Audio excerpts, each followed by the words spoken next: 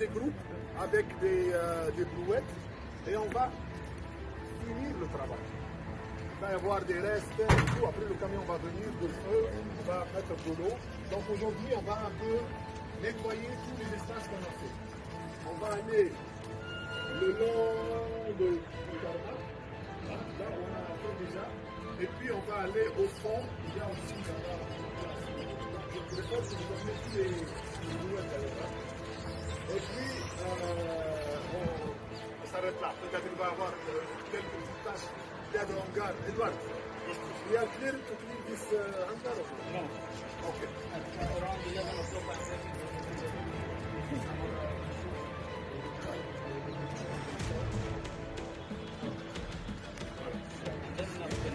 Voilà.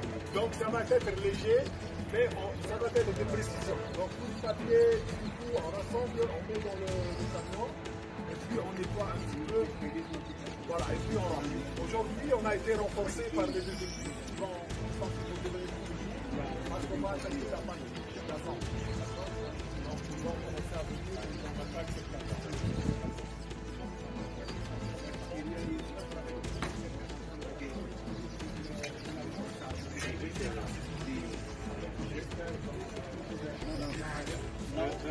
C'est clair.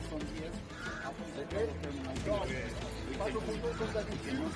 Et je passe le mot à Bruno, si tu veux dire deux mots. Comme ça, bonjour à tous, pour tous ceux que j'ai pas vus hier. Donc, comme je vous l'ai dit, on a amené l'équipe du NMAS. Le commandant des VOD Bangladeshi est aussi venu avec son équipe. Les équipes sont là en permanence, en stand-by. Comme je vous l'ai dit, si vous tombez sur quelque chose de suspect, n'hésitez pas à le signaler et ils interviendront.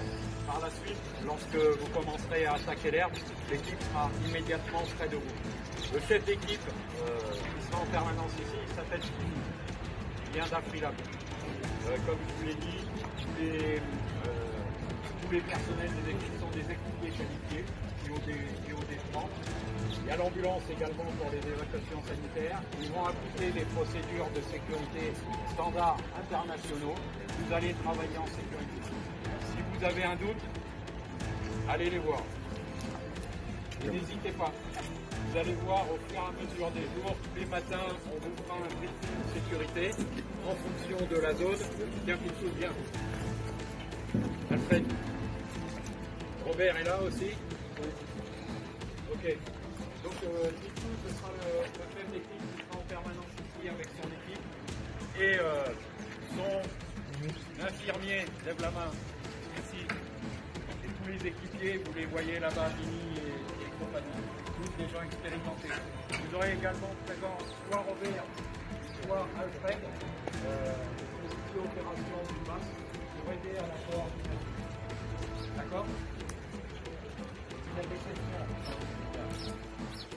Pas de questions. C'est genre, vous savez, la taille maillotère.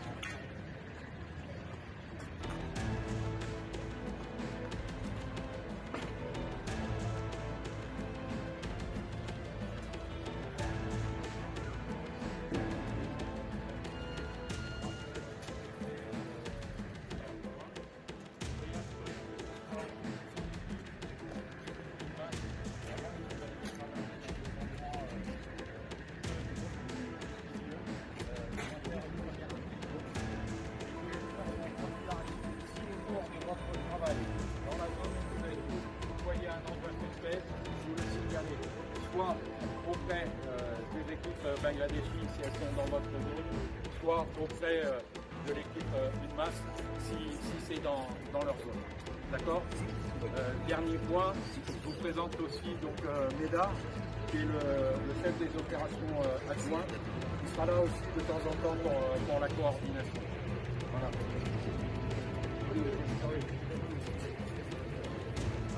Est-ce que vous avez pris assez de brouettes? Oui, oui, oui. C'est bon, puis ça va bien ce qu'on a fait bien.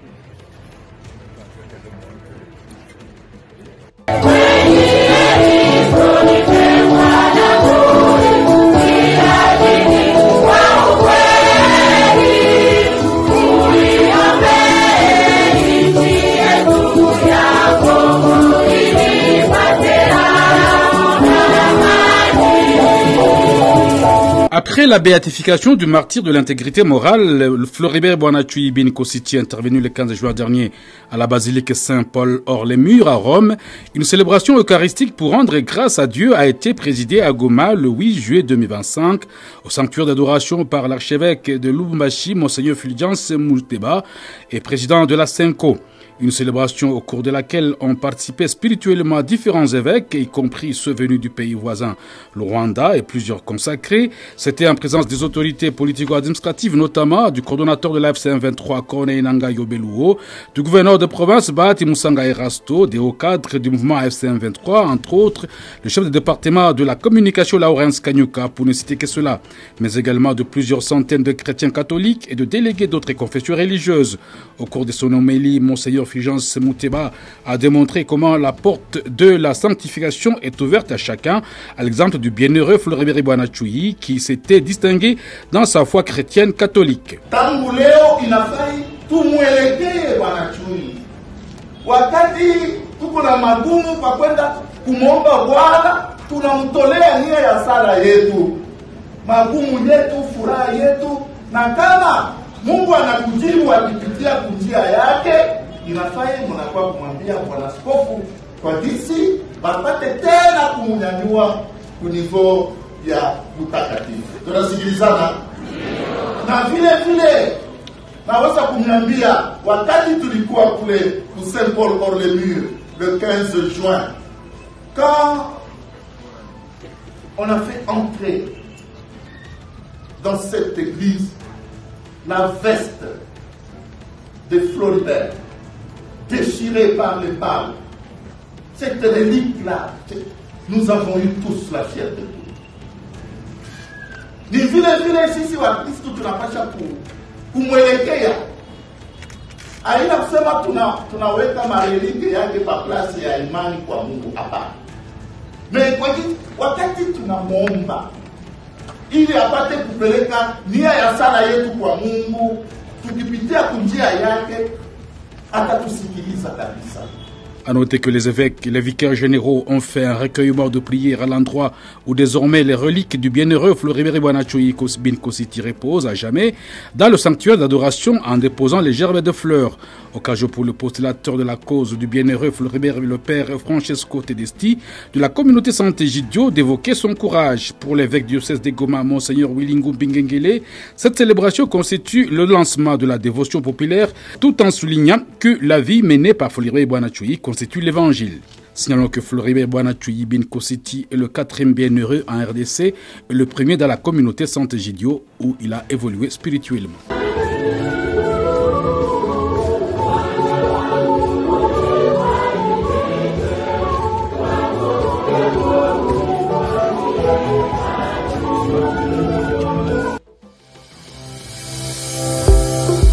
Grande messe dédiée à la translation du corps de bienheureux Floribert Boanachoui Bin Kositi à la cathédrale Saint-Joseph de Virunga à Goma, c'est mardi 8 juillet 2025. La présence très remarquée du coordonnateur de l'FC Enfant 3, Corneille Nanga, du gouverneur de province.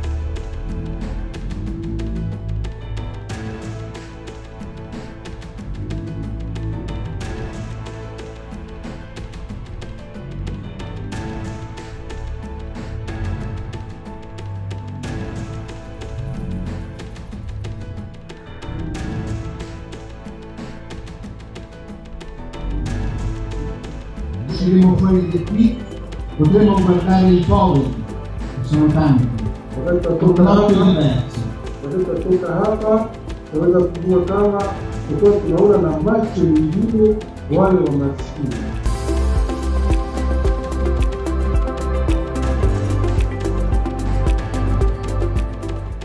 Présentation ce mercredi 9 juillet 2025 de la stèle de l'intégrité mausolée Bienheureux Bwanachui Binko City sur l'avenue qui porte son nom, ex-avenue du Lac, dans la commune de Goma, au quartier Keshero, sur les lieux où son corps sans vie était retrouvé le 8 juillet 2007. C'était en présence du coordonnateur de l'AFCM 23, Corneille Nanga, l'archevêque de Lubumbashi, Monseigneur Fulgence Mouteba, et le président de la Senko, l'évêque du diocèse de Goma, Monseigneur William Wilingumbi Ngengele, accompagné des autres évêques et différentes autorités politico-administratives. Pour Magloire Paluku, concepteur de la stèle, l'autel sera en forme humaine, sur les lieux et dans la position dont on avait retrouvé les corps. Magloire Paluku donne d'autres précisions relatives à la conception de la dite stèle. L'autel sera en forme humaine, tel qu'il a. Je l'appelle l'autel parce qu'on a manqué le mot laïque, ça c'est le mot religieux. Dans la position dont on l'a retrouvé. Alors, le triangle d'intégrité, qu'on appelle triade CIA, que vous connaissez très bien, sera composé de 1986 piliers qui marquent l'année de sa naissance. Il y aura 2007 fenêtres lumineuses, des fenêtres en voûte. Il y aura 2025 cônes chandeliers, des cônes à l'intérieur, pour que ça donne vraiment de l'inspiration, la prière, la lutte contre la corruption, que prêche d'ailleurs le coordonnateur de l'AFC 23. Et puis il y aura 26 places, et vous venez absolument d'inaugurer la partie des 26 places. Une partie ici, et jusque là, la dernière chaise sera là pour les laïcs qui viennent vraiment vivre, toucher presque le corps vivant. Cette dame avait vu les corps sans vie du jeune laïc congolais martyr de l'honnêteté et de l'intégrité. Bwanachui Binkositi, témoignage. Sasa kitakuwa wamemutia hapa sasa hivi au wamefanya nini? Nikiuliza tate wamemutia sasa hivi au wamefanya nini? Mbona hakuna mvula yenyewe inamnyeshea? Na jana tulipita hapa, wasodani biko hapa wanachunga hii bariere, hakuna mtu mwenye alikuwa. L'évêque du diocèse de Goma, Monseigneur Wilingumbi Ngengele, appelle tous les Congolais de combattre la corruption, une façon d'imiter le modèle du jeune Bwanachui Binkositi. C'est important que tous les fonctionnaires, tous les Congolais nous apprenions à refuser la corruption, à refuser de gagner l'argent de manière malhonnête. Voilà, ça c'est le message que je peux donner à tout le monde. Rappelons que la célébration eucharistique pour rendre grâce à Dieu, une messe de dévotion du jeune laïc congolais Bwanachui, a été dite mardi 8 juillet 2025 au sanctuaire d'adoration des Goma.